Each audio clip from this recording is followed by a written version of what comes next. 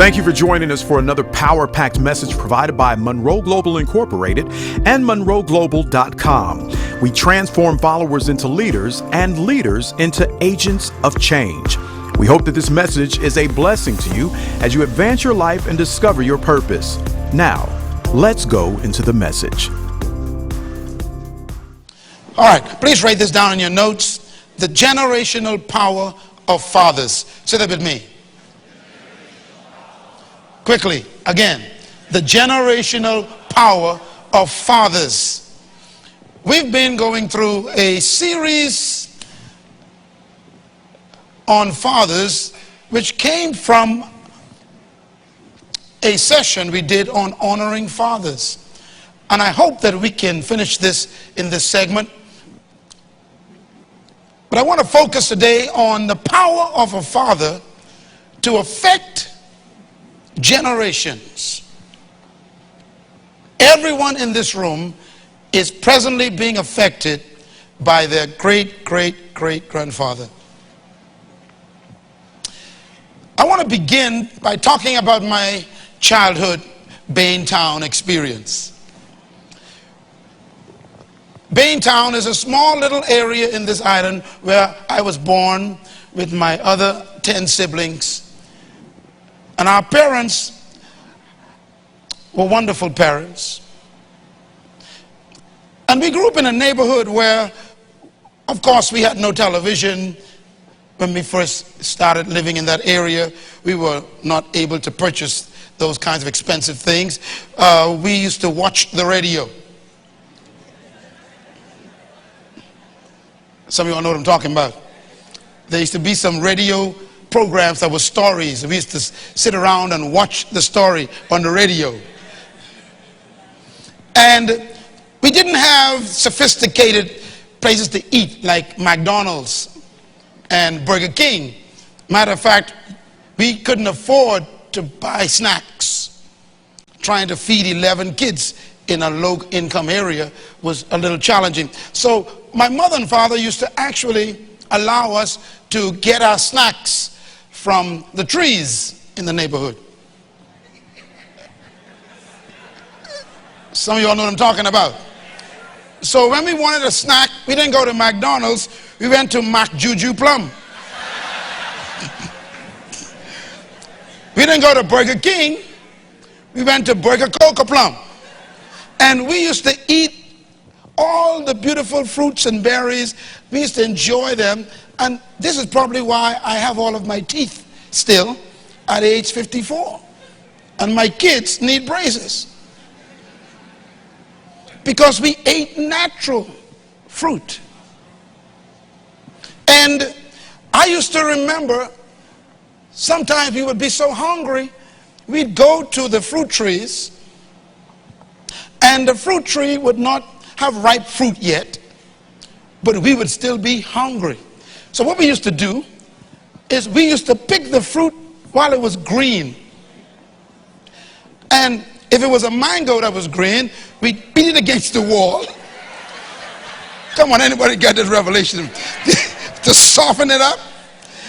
And if it was green plum or juju, we would get salt to season it. Anybody got a revelation? See, some of you young folks don't know how good it tastes to dip your canep in salt and pepper. Ah, come on, somebody. And we used to eat those fruit green. And I remember my mother telling us one day, we bought this big bag of green plums. Scarlet plum, green. We were so hungry. And we got the box of salt. We sat on the ground in the back of the yard. And we dipped the plums, green, into the salt. And we ate all of them. And my mother was warning us, don't do that. You will get sick. Well, you know, young people are much wiser than older people. So we ate all these green plums. And all of a sudden, about 3/4 way through the plums, everybody slowed down.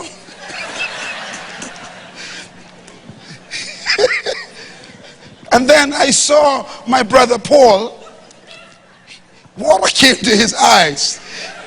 He starts watering in his eyes. And my sister Deborah, she was a little bit more stubborn. She kept eating.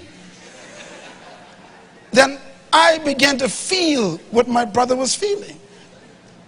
My entire mouth began to feel like somebody was taking a piece of steel, rubbing it against my teeth. Anyone know what I'm talking about? And I began to feel sick. And I ran in the house and told my mom, something's wrong with my mouth. It feels like everything is burning.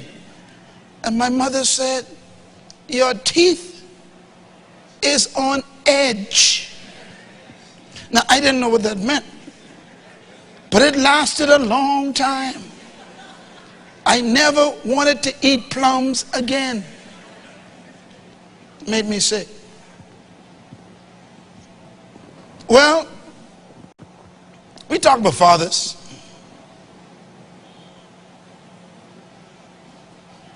God says fathers are just like green plums. Let's read what it says.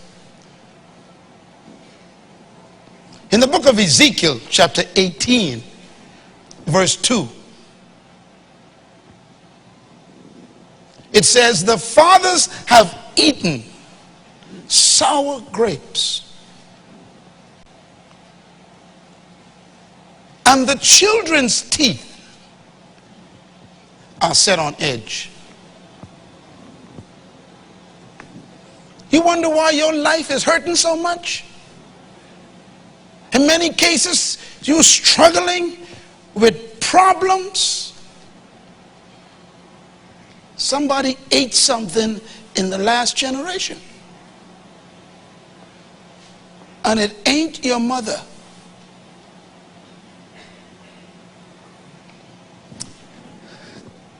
The generational impact of fathers have not been fully estimated. It is incredible. But notice what it says. The father enjoys the eating, but the pain afterwards is felt by the children. And this is why we've been trying to deal with this. This is George Foreman. He and I sat down and spoke personally for a while because he's one of the most successful fathers that I've ever met. All of his kids are respectful. Two of them were there with him. One was sitting right to his left while we were talking. And he told me, he said, the reason why my kids have turned out well is because they must never forget the price I paid for them. Do you know George Foreman is a multi-billionaire? We all know that. He's the one who invented the George Foreman grill. He didn't just make a lot of money from boxing, but he's a businessman. And do you know what he did? Right outside Houston, Texas, he has a big ranch, hundreds of acres, and he built a mansion on the acreage. Beautiful multi-million-dollar house.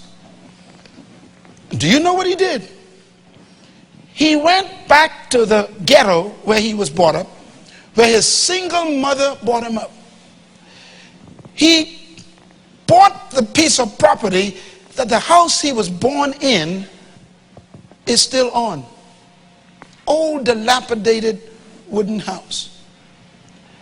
Then he said he hired engineers to build an exact replica of that broken down ghetto house right in the front yard of the mansion. So when you go to visit him, and when his kids come home from school, they must pass history.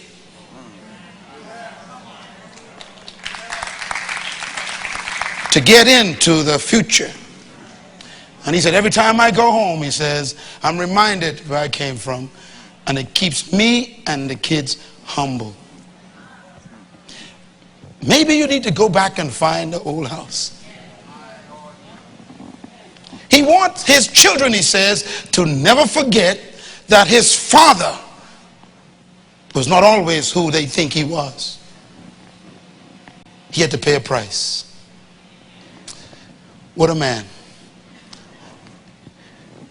He received the top award from us this week as the leading leader in our conference there. I invited him to come to speak to Diplomat Center. He accepted. So he's coming here to preach. George Foreman. Because I want you to hear his story. All of his children know his God. He said his church isn't big. It's a small church. Matter of fact, he told me, he said some Sundays, just his family is the congregation. He's got 10 kids. He's so big, they all show up. Very humble man. Remember this foundation scripture. Honor your father and your mother. Then you will live long on the earth. Ephesians 6 repeats it. Honor your father and your mother, which is the first command with promise, that it may go well with you and that you may enjoy long life. Notice, long life again is attached to honoring fathers, which means to dishonor the fathers in our countries will create more death. Perhaps this is why 82% of all the men in prison have a problem with fatherless homes. Perhaps our crime can be correlated with the absence of fathers in the lives of people.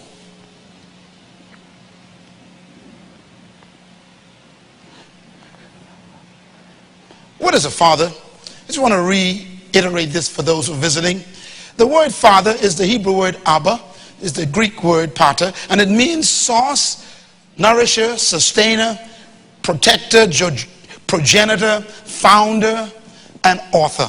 Very powerful word, Abba. The word father therefore means the source and the sustainer and the progenitor of a thing.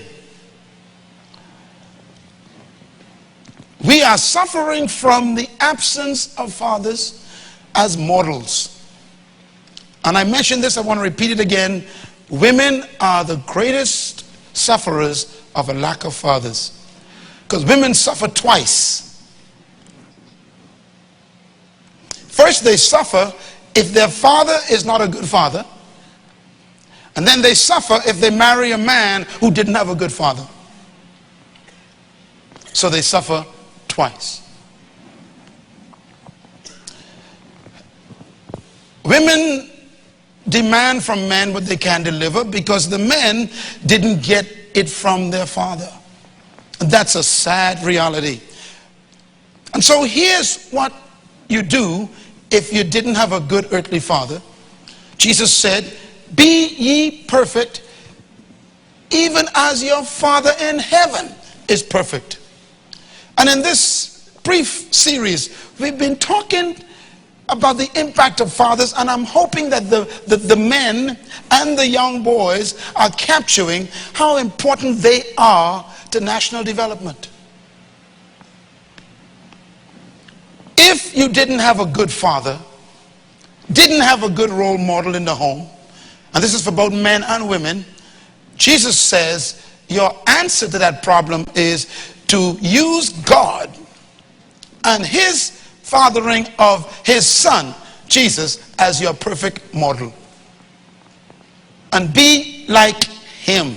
We've been going through a number of the qualities of God's fathering, and I want to just throw a few out today for you to make a note of. First of all, when I researched the fatherhood nature of God, here is one of the components I found.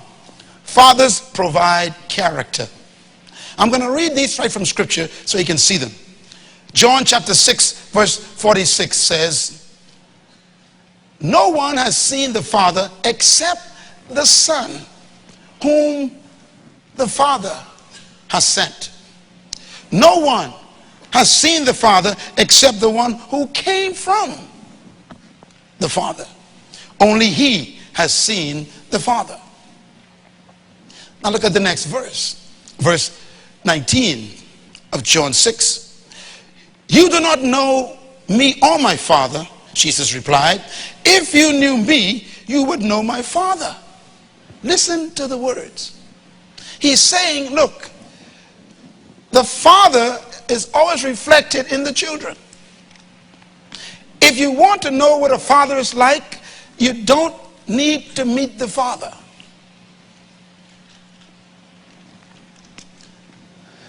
The character of the Father shows up in the children. That means a good father is always conscious that he is creating humans. He is building a human.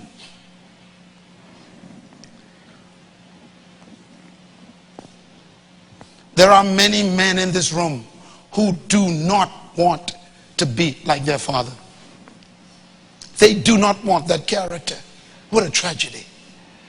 This is why God says, I have brought you this teaching today so that you can find the Father who you can be like, which is God himself. In the book of John chapter 8, another statement made by Jesus, verse 41, he says, you are doing the things your own father does. Now, this statement was made to religious leaders who wanted to kill him. And they were talking about fathers. Matter of fact, they told him, our father is Abraham.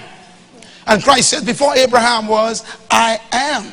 And then they attacked him. They said, you don't know who your father is. Watch this. I'm quoting. You don't know who your father is. That's what they said.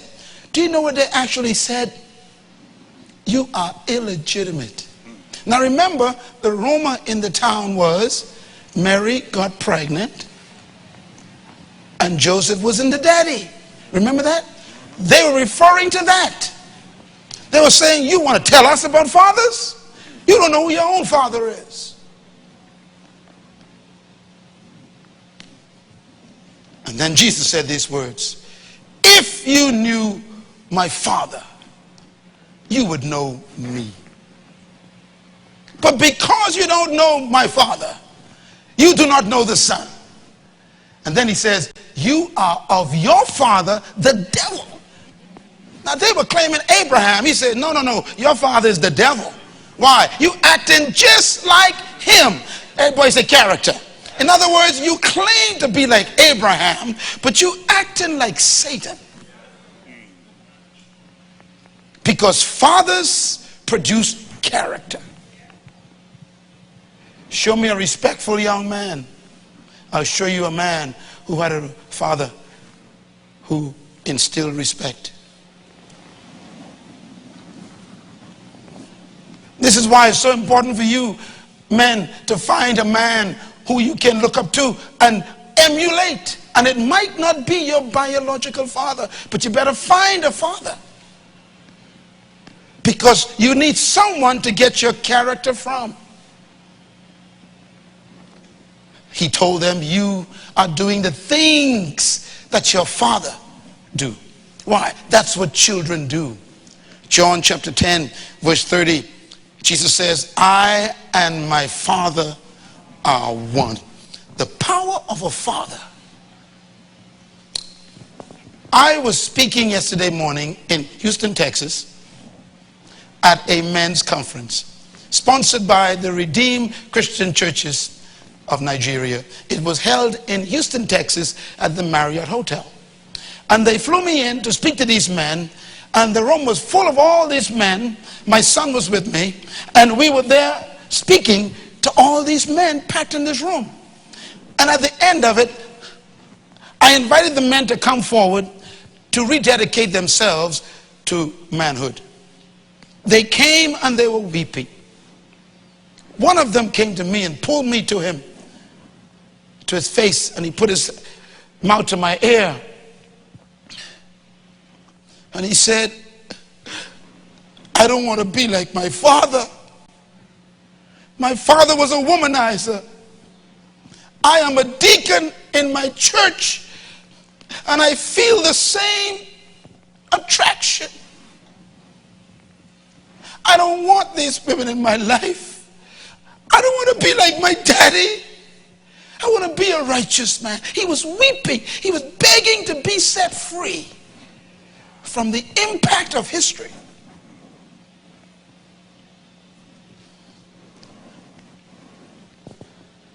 I prayed for him. Our prayer was very unique. I said, we're going to pray for deliverance from a spirit that entered your family line through your father's action. You don't need salvation, you're already saved. You need deliverance from a spirit. I said, but you're going to have to make some statements. And I led him through what I call generational renouncement. You have to renounce the right of that spirit that came into your family through your father's practices. Otherwise, the spirit cannot possess you, but it will harass you all your life. This is why good men go bad. I'm talking about men who are upright, spiritual men. They end up doing dumb things because they never dealt with the breaking of generational influence. I and my father are one. Do you want to be like your earthly father? Man, listen to me carefully. If you have children, male or female, your job is to make them just like you. So you better be something worth making like. It gets deeper. Fathers provide language and belief according to Jesus. Look at this. The power of a father's language affects the language of the children. You ever wonder why young people curse all the time? You check their home environment. I remember one time I used a word in my mother's presence. It was not even what I consider a curse word today. It was mild. H-I-P. I'm spelling it because we couldn't even say it. Y'all don't know what I'm talking about. We had a home that was so tight, you couldn't even say H-I-P. See, I still spelling it. I'm afraid to say it. So we used to say, move your H-I-P.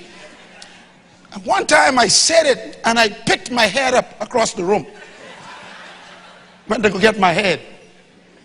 Put it back on my body.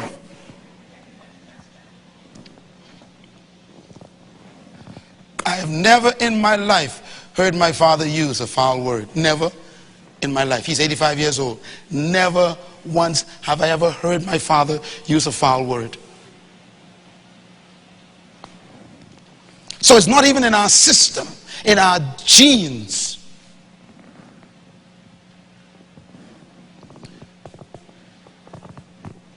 So here's the question. Can your children repeat in public what you say in private?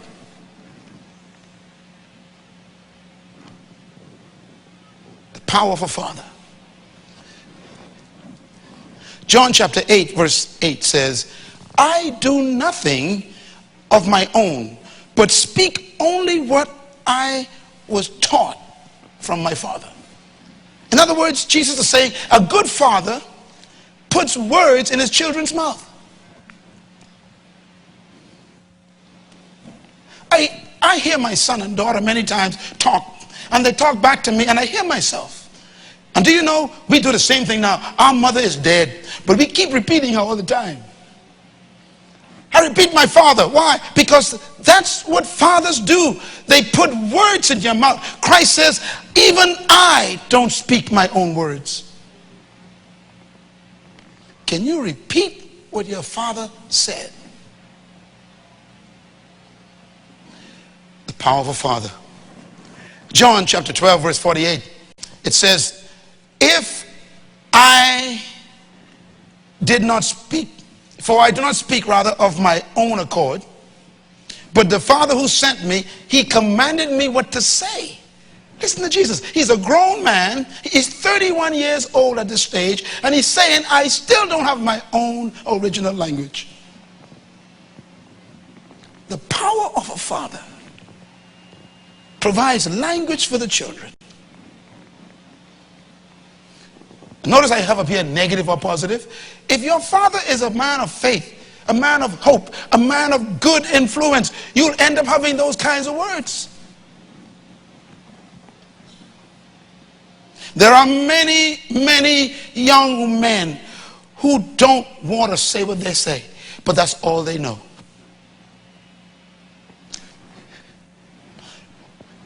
I am very concerned about the English language lately in our country, because the most common word in our country that our young men know is a strange statement. You know? You know? And I was going, down the road, and I saw this man, you know what I mean? I mean, this is not English.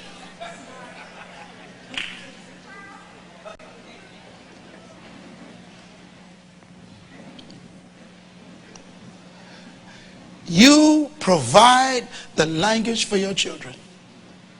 Do you know Jesus Christ was so affected by his father? Ready for this? His father told him something, and what he told him was so unbelievable that it didn't make logical sense, but he believed what his father said so much, he quoted what his father said in the midst of people not believing it. What did he do? His father told him, if you go to earth and you lay your life down, you'll rise again. So the Bible says Christ came to earth, and then Christ says, my father told me that if I lay my life down, I'll take it up again. So I'm going to die on his word. Can you quote your father to the point where you even do things you don't understand, but if he said it so, it is so? Power of a father. Give your children faith words, not curse words. Fathers teach by example. Here's what Jesus said.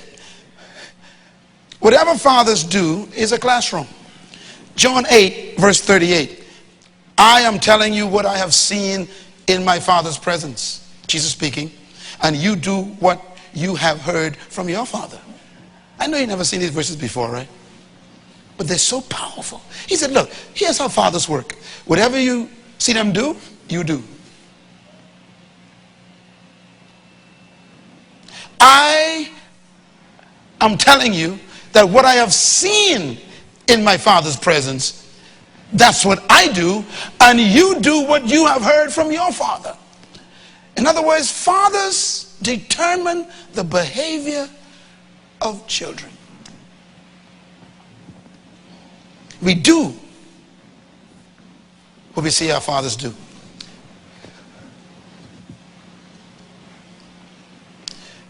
Another one I thought was interesting. Fathers determine the quality of character, because fatherhood is manifested in the character of their children. Fathers determine what children are and what they are not.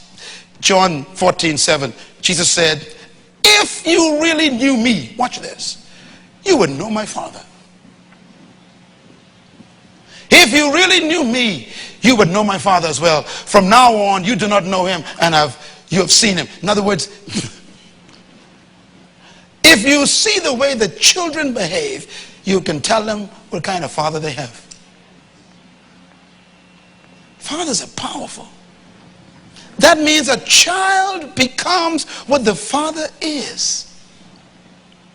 Now please notice, no mothers involved in these statements, because mothers are nurturers. Mothers, they nurture, they care, but fathers set standards.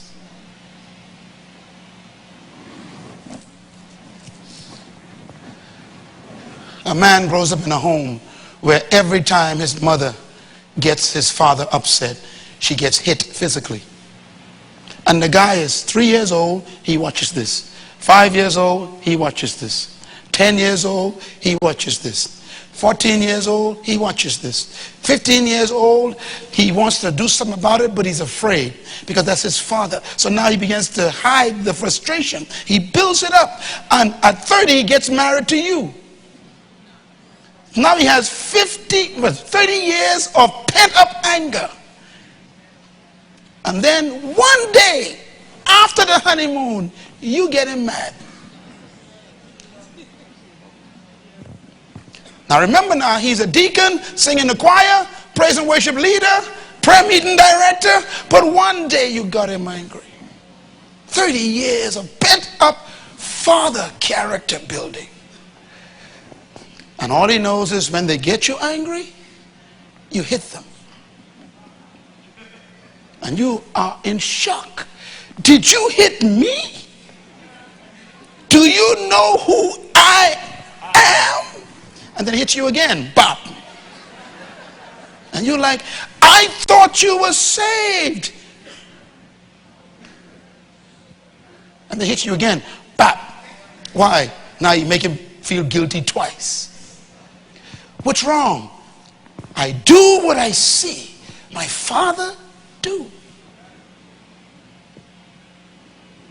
Some men are wondering, why am I still having this tendency to do certain things? Because they've not yet been delivered from the history of the oppression of the power of a father. Ladies and gentlemen, please, I hope you don't take this to bring depression. My job is to first identify problems and then solve them by God's grace. If you knew me, you would know my Father.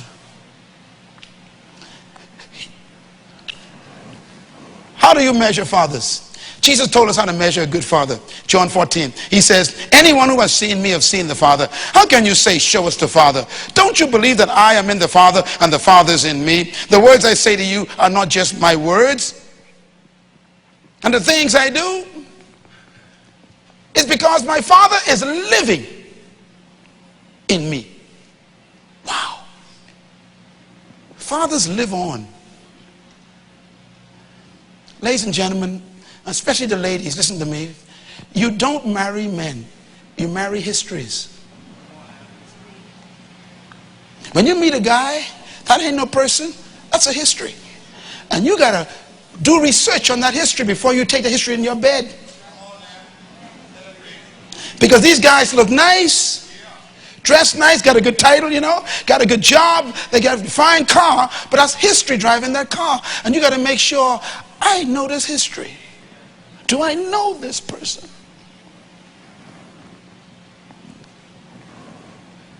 I was teaching the men yesterday in Houston, you know, one of the weaknesses of a woman, which is actually her strength. Women live by what they hear. Men live by what they think. Two different creatures. So words heard by a woman is an emotional experience. Words heard by a man is information. So women don't hear words, they feel words. This is why it's very important for a man to be careful what he says to a woman. She doesn't hear it. She actually experiences the word. If you call a man stupid, He calculates. Am I stupid? No, not stupid. So it doesn't affect him. It's just information. You call a woman stupid?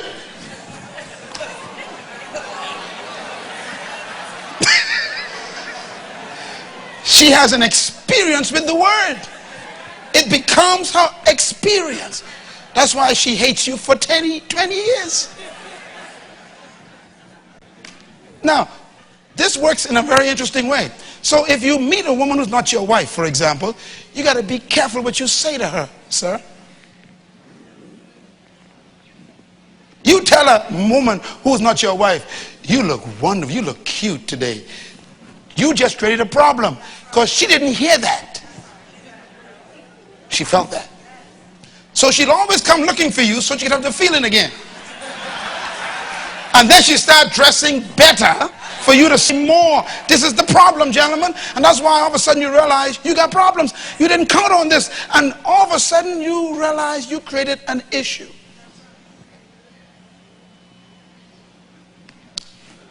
Don't say to women what you don't want them to feel.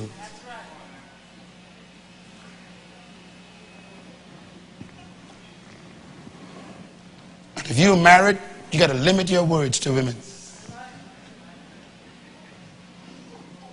Because some of them are starving for the feeling. I'm telling you, they're 42 years old, ain't got no man, and here you are winking at them, telling them they look cute. Hey, brother, say it again.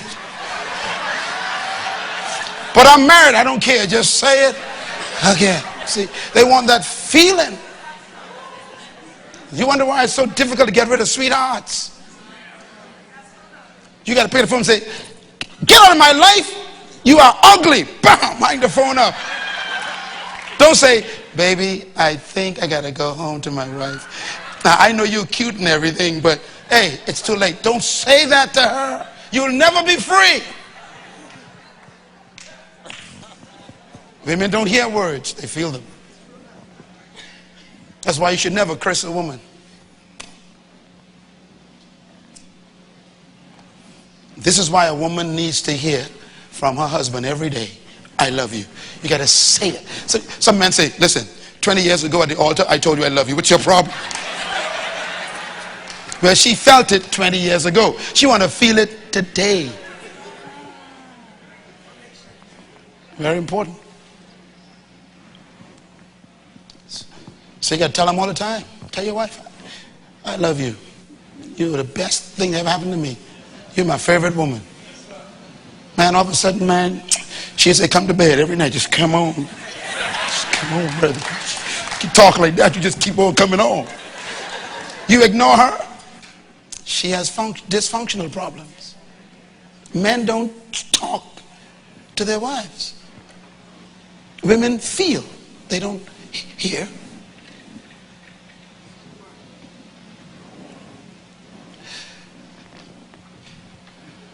Jesus was telling us that the fathers literally create the sons. So that when you see a son, you see the father. Now, if your father beat your mother or curse your mother all your life, and then you get married to a wonderful woman who you love, but your father never told your mother he loved her in your presence. All you heard was fussing and cussing. You don't know how to love a woman.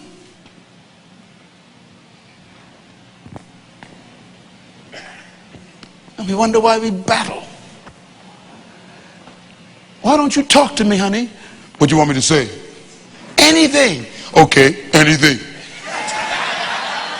They just don't know. Why? No modeling. No modeling. You know, all the men in my family are very, very sentimental. We are very, very loving. All our men. My brother sitting over there, God, my brother Oscar, very loving. Why? My father always hugging my mother. They always talking. You know, he rub her. Sometimes I see him kissing her and I go, boy.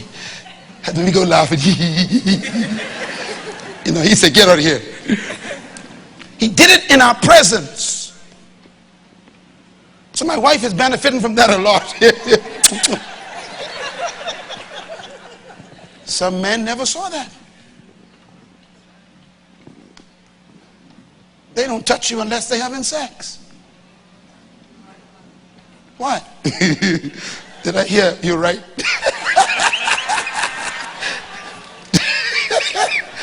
I ain't looking over there.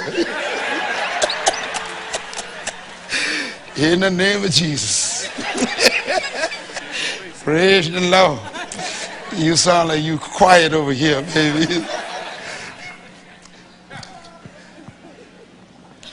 I am in the Father, and the Father is in me. Fathers, listen to me, man. You literally enter your children's lives. They take you into their future. This is why if your father wasn't a perfect father, you got to get God into your life fast. And then get him to give you some models that you can adapt from and adopt from, so you can receive the right modeling to protect the women that you marry. Here's the one that I thought was interesting. Fathers create beliefs. What you believe comes from your father. I like this. John 1:14 says, "These words you hear are not my words. They belong to my Father who sent me." In other words, fathers create the beliefs, systems, and the philosophy of their family. Look at verse 14, chapter 14, verse 31. Jesus says, "But the world must learn that I love the Father and that I do exactly what my Father commanded me to do." A good father gives his children what to do in their lives. This is why a lot of men don't know what to do. They don't know what to do with their lives. And I think of this young man, Kevin this morning. Kevin was supposed to have a daddy he could call and say, "Daddy, I'm in medicine. Daddy, give me some guidance." I had to father him through a book. And there are men sitting here today with the same problem. At the crucial moments of their lives, there was no father to give direction.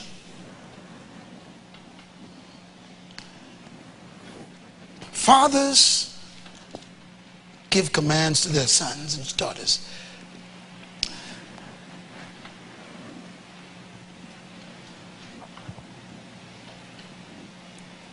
Without that, we get demands from our contemporaries.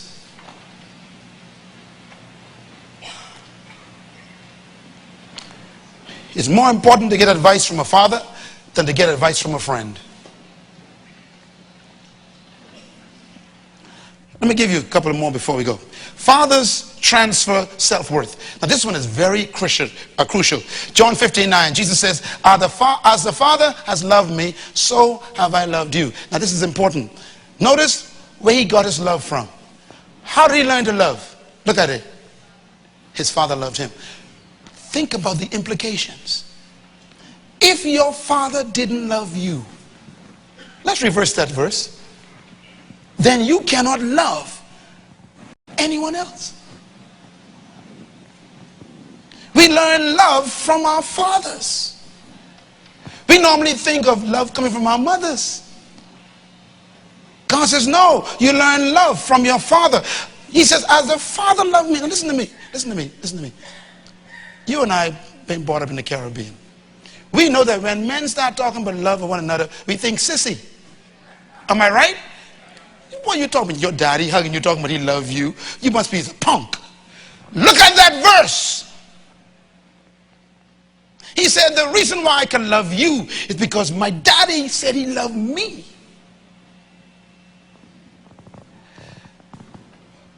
Do men talk to men about love? "Son, I love you, son." Jesus had such a solid self-worth. He had a strong self-esteem. Why? Because his daddy told him, "I love you, son." Let me tell you something. If your daddy tell you he loves you, it doesn't matter who hates you. My father loves me. That's it. You can talk bad to me, curse me, don't like me, criticize me. All I know is my daddy loved me. Women need to marry men who got love from their fathers.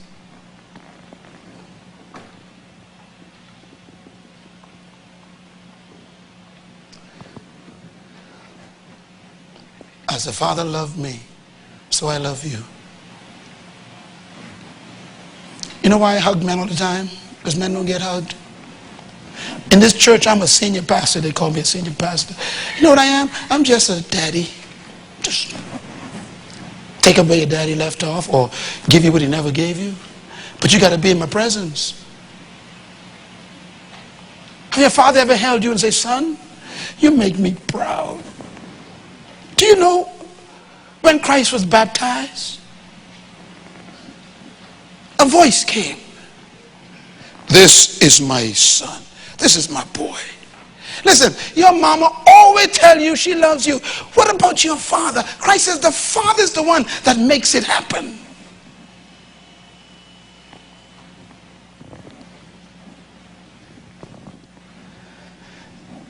I see these strong men on the sports channels. You interview them all the time. Yeah, I want to say hello to my mama. Yeah, hey, mom. You know, my mama, said, yeah, my mama, she taught me, my mama, mama. Where is your daddy?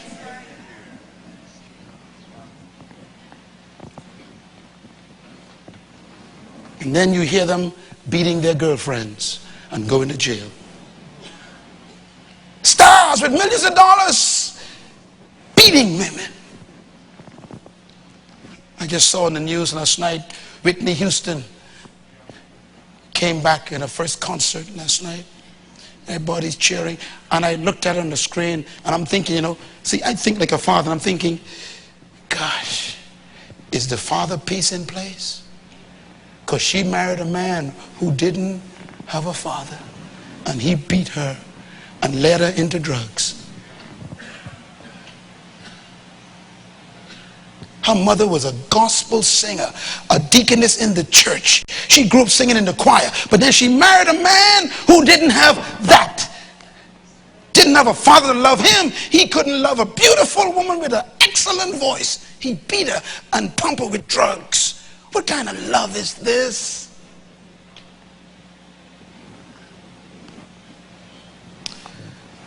And you are divorced today. Some of you are divorced today because what I'm talking about right now. You are divorced. You look back and you go, how did I make that mistake? What was wrong with that man? What went wrong? I'm taking you back to the problem. He couldn't love you because his father, not his mother, his father was missing. A father teaches a man to love his wife.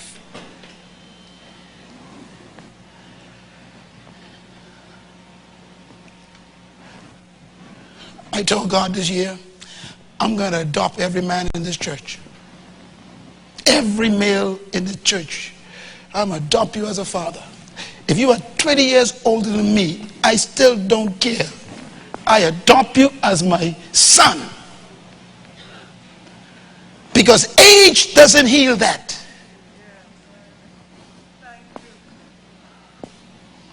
Look at this. Your love is just like the love you received. Your value is determined by the value that was put on you. John 15:15.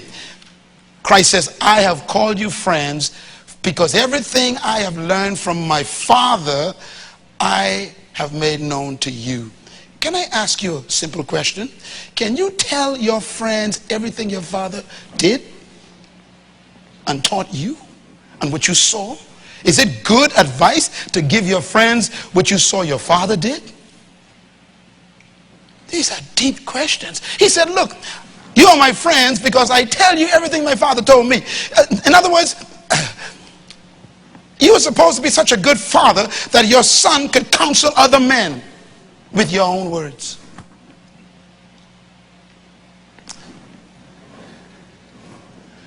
You know, some Bahamian men that I met sat in my office and cried. And they would say, you know, I love my wife, but she just get me angry and I hit her. I said, why'd you hit her? He said, because that's what my father did. That's what I learned from my father. I'm the man, I wear the pants in the house. She's supposed to do what I say. That's what my father told me. So I tell her what my father told me. My father says, I wear the pants in this house. And I tell the guy, no, brother, they wear pants too now. So, and secondly, the house probably ain't yours. You can't follow your father's advice no more. You marry a woman, she already got a house. You talking about putting your foot down in this house? Whose house you putting your foot down in? And I ain't sure them shoes is yours. She probably bought them, so you got to be careful. Anybody understand what I'm talking about? This is a struggle.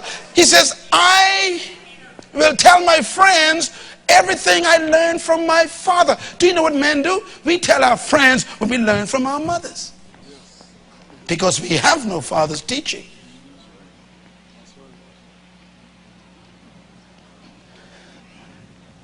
John 15, Jesus is still talking. He says, be like my father. He says, perfect. Watch this. He says, he who hates me hates my father automatically. Why? Because I am just like my daddy. You can't say you love my daddy and hate me because he produced this character. You're supposed to be such a good father that if anyone rejects your son, they automatically reject you.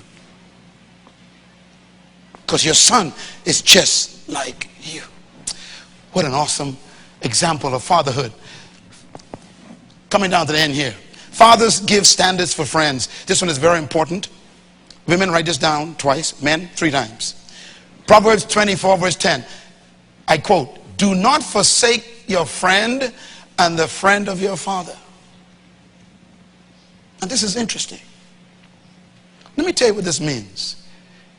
Can your friends be your children's friends?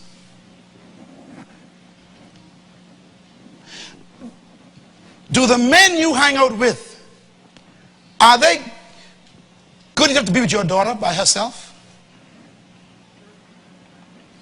Do the men you hang out with, can they be with your son and teach them everything they know? Are your friends so good you can leave your kids with them? That's what that verse is saying. Do not forsake the friend of your father. You know, many men, when they want to go with their friends, they leave home. And you don't see them for days. And then they come back. So where you been? I've been to visit my friends. How come your friends weren't good enough to bring in the house? How come your friends couldn't sit at our table? Is the language bad? Is what they want to drink not interested in this house? Are the stories they tell my daughter shouldn't hear? Can my son and daughter enjoy the friends that I keep? What a father.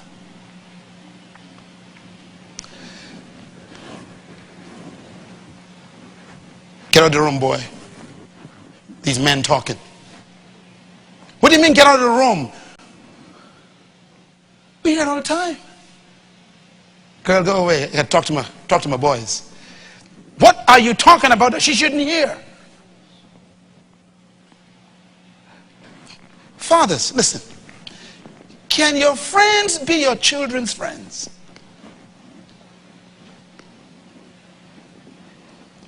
Here's another question that's worse. Are your children's friends like your friends? We tell our son and daughter, anyone you are with, if they cannot be invited to the house, you are not with them. Your children should be with no one that you cannot have in your own house. Why? You're the father. You set the standard. Your kids shouldn't have relationships with anyone that cannot have a relationship with you. How many times have I heard the story as a pastor? I sit there and weep. I didn't know he was keeping company with them. You better find out.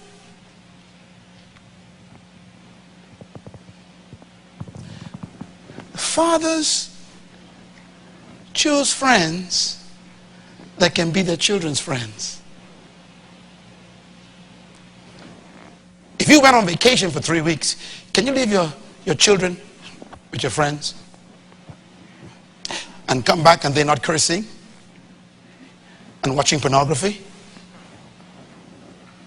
and learning how to smoke? What kind of friends do you have? I'll tell you what to do, gentlemen. Go home and do an inventory of your friends and see how many of them can be your children's friends.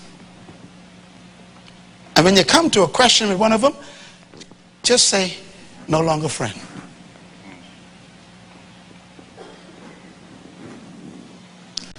Look at this verse, John 16. All that belongs to the Father is mine. That includes his friends, his possessions, his influence, his name, his reputation.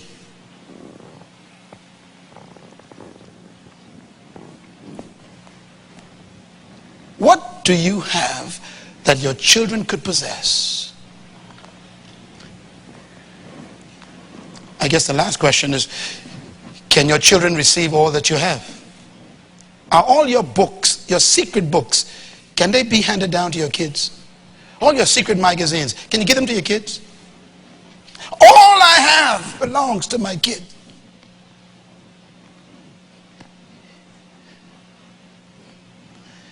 Is there a woman in your life that you can't let your kid know about? Can she possess everyone? I mean, can they possess everything? Everything?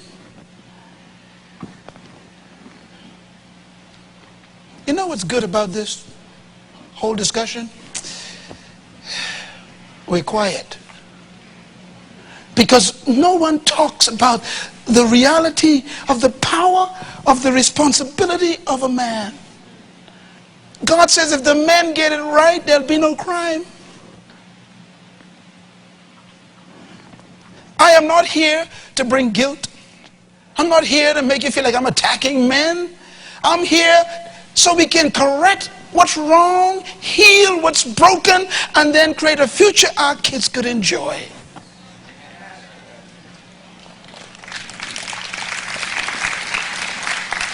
We all got memories. Here's one. John 20. And I'm closing with these last few. Generational fathering. Go instead to my brothers and tell them, Jesus said, I am returning to my Father and to your Father, to my God and to your God. Notice he puts Father before God. He wants you to know God as Father more than as God. Because you can't emulate God, but you can emulate Father. He came to earth to restore us back to our Father. So he said, I've done the work on the cross. By the way, this is made after the resurrection. This statement is after the resurrection. He says, I'm going now back to my Father. He's now your Father. And now you're God and he's your God. I've restored you back to your daddy. In other words, can you recommend your father to father others?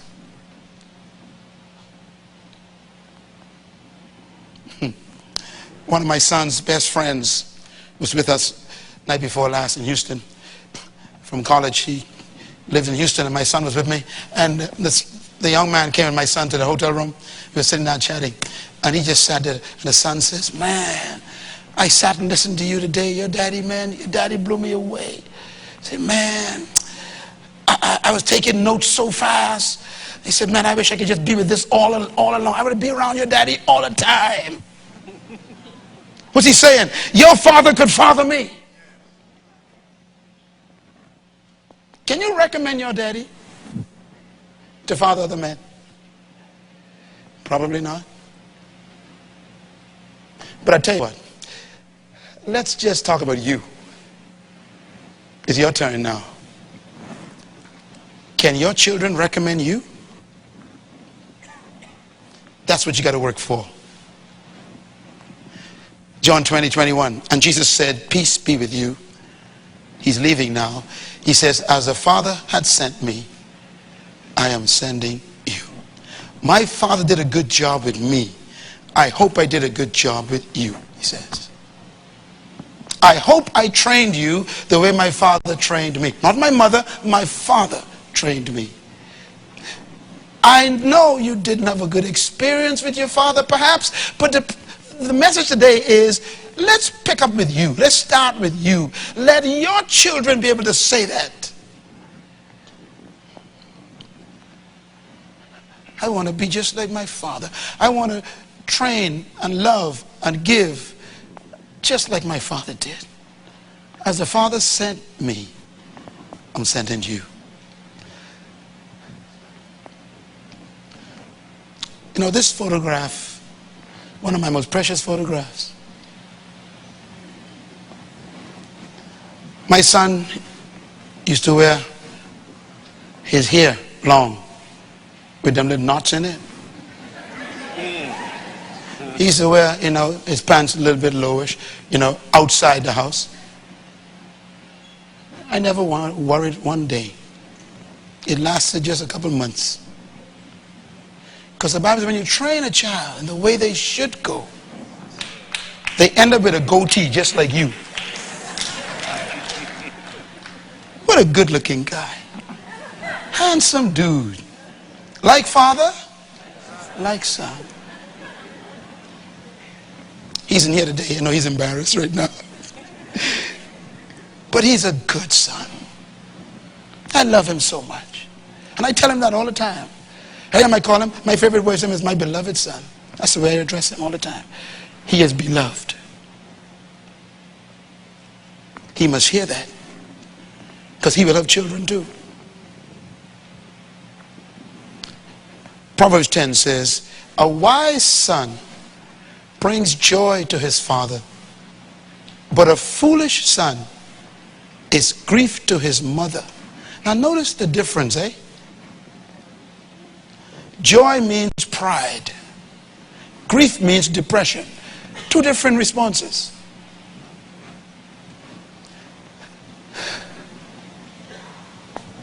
When a son does well, the father brags. When a daughter does well, the father takes photographs. He put them pictures everywhere. The mother, she just enjoys it. But the father brags. That's my boy. That's my girl. Look at this one. Proverbs 15:20. A wise son brings joy to his father, but a foolish son despises his mother. Despise means to ignore. Ignore her instructions. Proverbs 17:21 says, to have a fool for a son brings grief. There is no joy for the father of a fool. When I was preparing this session, I had an idea of reversing that verse. Let's reverse it. To have a fool for a daddy brings grief to a son and sends him to prison. There's no joy for the son whose father is a fool. They both lose.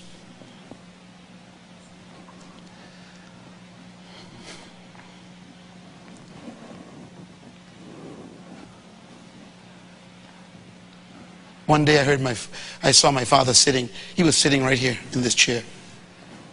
And I was teaching. And I saw my father crying, sitting there. And I thought he was in pain or something, you know, he's over 80. I thought he was sick. And so I was walking up and down teaching, and I kept looking, making sure, you know, maybe he's okay. And he was just weeping, just sitting there with his Bible. And he kept on looking at me. And I'm thinking, my daddy's having something, heart attack or something. At the end of the meeting, I rushed over to him, right in the front, and I said, Dad, you okay? And we hugged. He said, son, yeah, I'm fine. I said, why were you crying? I saw you. Are you okay? And Daddy says, sure, son, I'm fine. He laughed. I said, then what was the problem? He said, nothing. He said, I was just sitting there looking at you.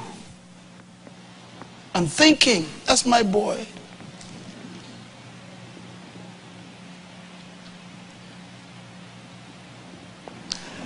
A wise son brings joy to his father. Maybe I'm a wise son, I don't know. But according to him, they were tears of joy.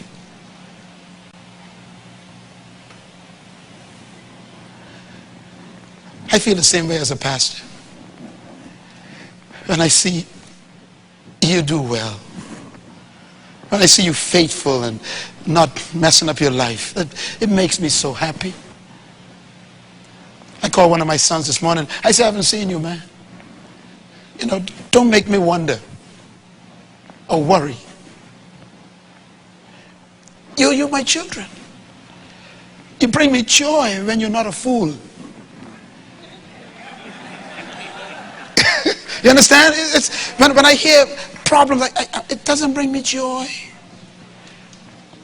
You know, I saw those married couples come here this morning, and I asked a few of them. I've been married 15 years, Pastor, 20 years. I'm so excited. I could go home and have a cup of tea. Or drink Sheena's drink or something, you know. It's just, they bring me joy. A couple came this morning and they said, this is our first year anniversary. Oh, that made me so happy. Bring joy to your father by not being a fool.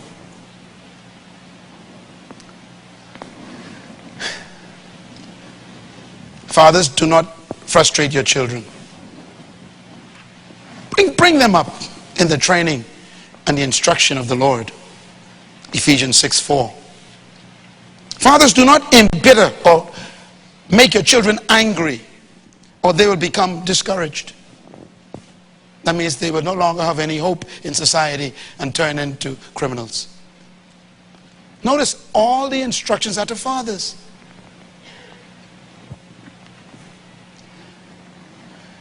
How do you provoke a child? By saying one thing but doing something different. That's how you provoke a child. To provoke means to exasperate. It means that you tell a child, don't smoke like I'm smoking. That frustrates a child.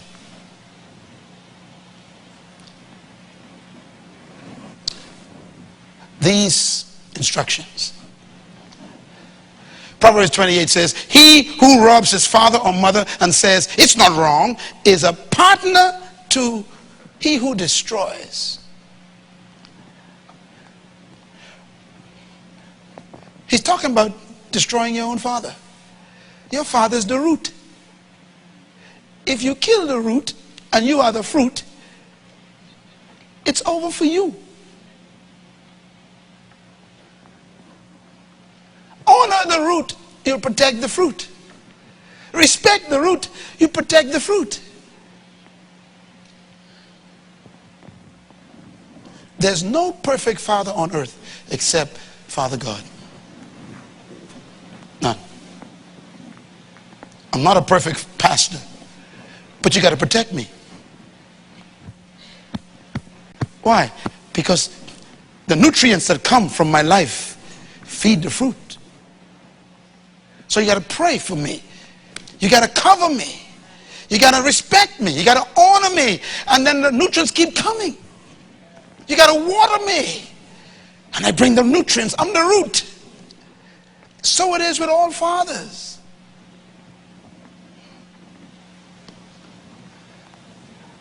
Honor your father.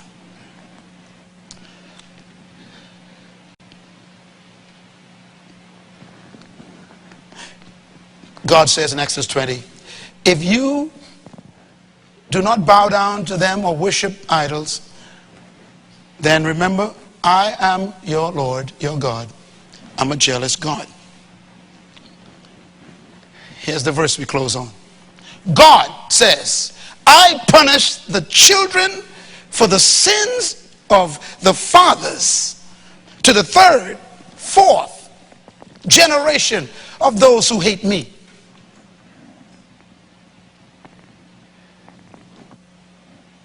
That's a long time to receive punishment. 4 generations. Not the mothers, the fathers. your fathers bow down to idols, it shows up in your life 4 generations later.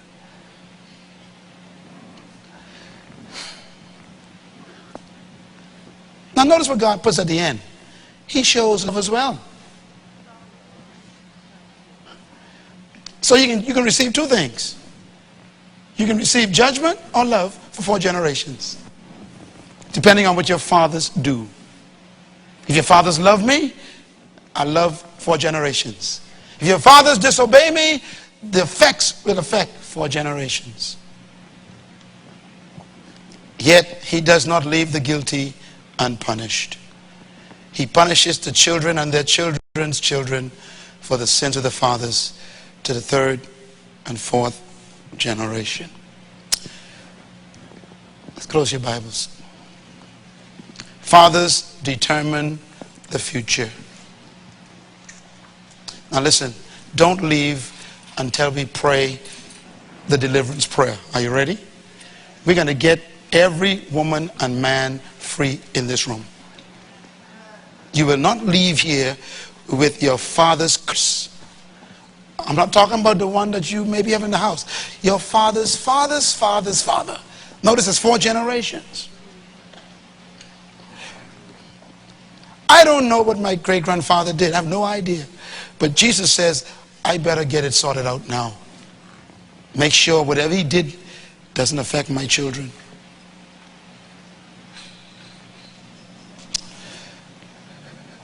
Ladies, listen to me. I know so many things I'm afraid to even think about what I know. I was talking to a sociologist and a psychologist together at the University of Tulsa. We were sitting in a room talking, and they were the professors in the school. And they were talking to me about the impact of sex from a man on a woman. One of them was not only a psychologist, but she was also a born-again theologian. And it was the most amazing discussion. They said that they have actually shown that when a man has sex with a woman, he doesn't just transmit sperms, but he transmits his history to the woman's womb. And they were saying that the woman's womb is where the man came from. And because of where he came from, he's always longing to go back there. And he goes back there to deposit everything he is back into the womb. And this is why a woman, they say, could be wonderful, and then she marries a man or even sleeps with a man she ain't married to, any man, and she thinks it was only sex. And she walks away with a history in her vagina. I sat there, I was afraid. They said they have psychologically dealt with many, many cases where women pick up strange mental problems after sex with a man.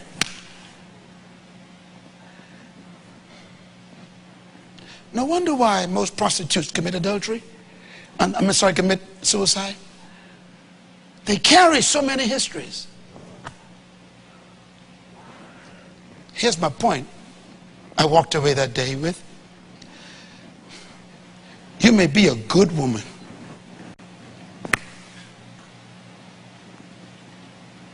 but if you marry a man who has these spirits harassing him, and he gives you a sperm that becomes a child,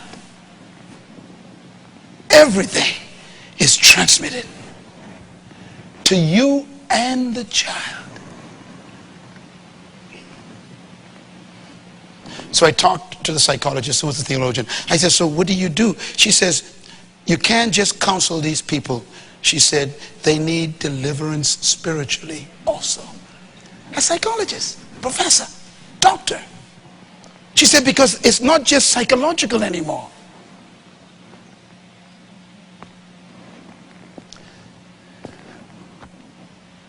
Why is my son like this?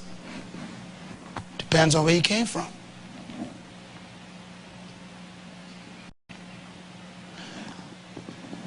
God's word. The seed of the righteous is blessed, which means it's possible to have the seed of the unrighteous, which is cursed.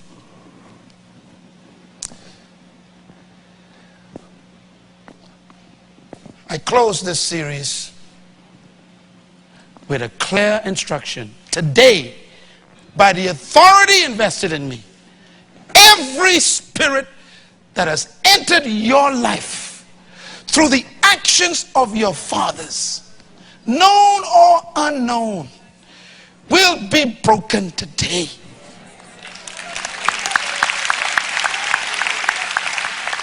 Thank you once again for listening to this message, as we hope that it has been a blessing to you. Our goal is to show you new paths and opportunities so that you can discover your purpose. It is your love, support, and partnership that makes Munroe Global possible. Please visit us online at www.munroeglobal.com for more product, partnership, or to join us at one of our live events around the world.